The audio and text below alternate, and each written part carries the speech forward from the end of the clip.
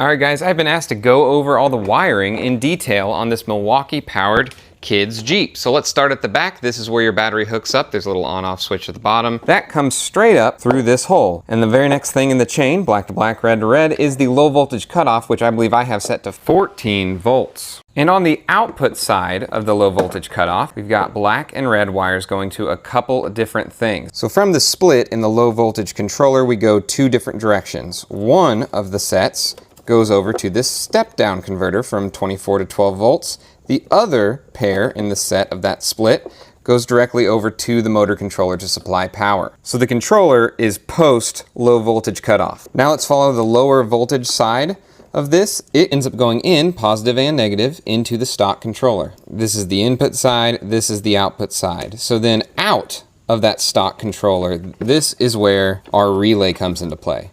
To clean things up in here, I've switched to this dual relay inside one box adapter instead of using two secondary relays so that I can switch both the positive and the negative output from the controller.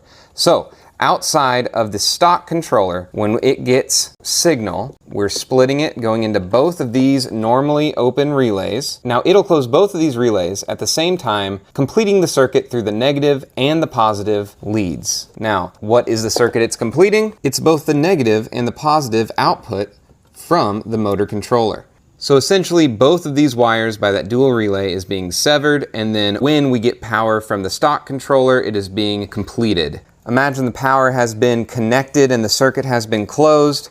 We are then splitting the negative into two different negatives, one for each motor, and the positive into two different positives, one for each motor, and they go down to each motor. They then plug into the stock little adapter. I just used these guys. And then boom, you've got higher voltage power to both of your motors. And it's triggered from the stock controller. And if you're wondering how to wire up this forward and reverse switch, if your car has that, there are basically three wires coming out the back, one in the middle, one at the top, and one at the bottom. And depending on which way this rocker switches forward, two of those are connected. But either way, you can just run all three of the wires down underneath the car, zip tie them and all that sort of stuff. And I came up through this little hole that was already there for all the other wires and right in to these three wire spots on the controller. Now you might have to switch it around until you get it right so it follows the orientation of the switch and it's not reversed or something like that, but pretty easy. This relay really cleaned up the whole situation. I found that I needed to switch both the positive and the negative because of that whole reverse situation. So it's a little bit different than my first video, but this guy not only is smaller, cleaned up the whole build, and now switches both positive and negative out of the controller.